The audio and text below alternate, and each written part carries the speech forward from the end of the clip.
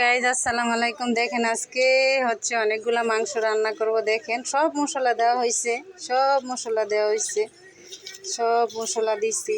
এখন হচ্ছে বাকি মশলাগুলো আবার দিব। আদা রসুন পেস্ট,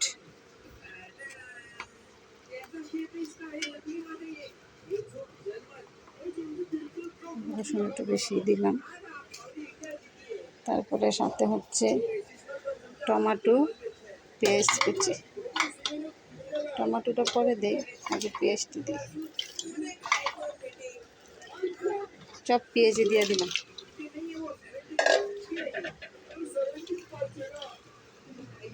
তারপরে এখানে হচ্ছে একটা মশলা আমি সবসময় বানায় রাখি। এটা হচ্ছে গরুর মাংস যখন ভুনা করি, এই মশলাটা আমি ইউজ করি।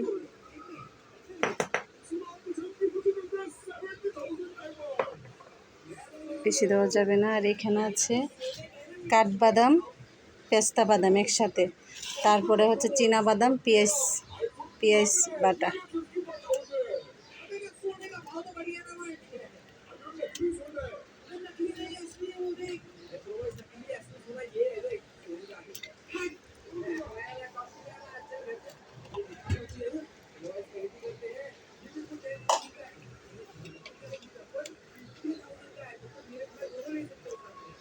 তারপরে এইখানে আছে আবার আলু বাখারা, কয় পিস আলু বাখারা দিব। আমি একসাথে সব কিছু মাখবো।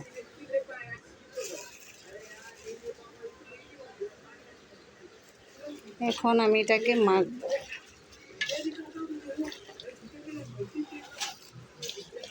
অনেকগুলো মাংস যেহেতু,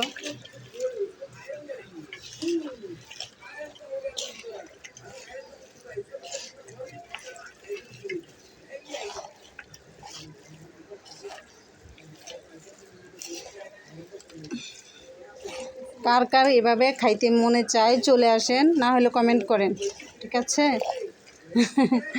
আমি সবসময় এইভাবে মাংস মাইখা আপনার এলো আধা ঘন্টা 1 ঘন্টা রাইখা দিই। তারপরে হচ্ছে আমি রান্না করি। সব সময় আমার এইভাবে রান্না করতে খুব ভালো লাগে। এখন আমি একটু কী দেব, সস অ্যাড করব।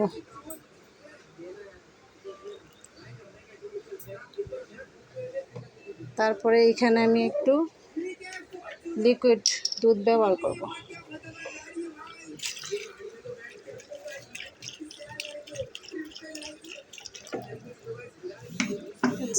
আপনারা এইভাবে একটু রান্না করে খাইয়া দেখবেন আমার মতন। তখন আপনারা বলবেন যে না, আসলে এইভাবে রান্নাটা অনেক অনেক মজা হয়েছে। আমি সবসময় এইভাবে রান্নাটা করি, সব কিছু এইভাবে মাইখা। কি সুন্দর একটা গ্রান বাড়িছে, মন চাচ্ছে এখনই খেয়ে ফেলি। গ্যারান্ডায় মনে যাইতেছে এখনই খাইয়া ফেলি।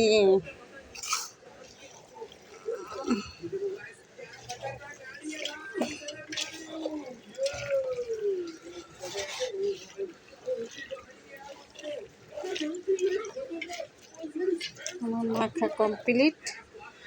কি সুন্দর গ্রান দেখছেন? অনেক সুন্দর গ্রান বাড়িছে। ভিডিওটা অনেক বড় হয়ে গেছে। তো সবাই ভালো থাকবেন। আর আমার রান্নাবান্না আপনাদের কেমন লাগে অবশ্যই কমেন্ট করে জানাবেন, ঠিক আছে? আল্লাহ হাফেজ।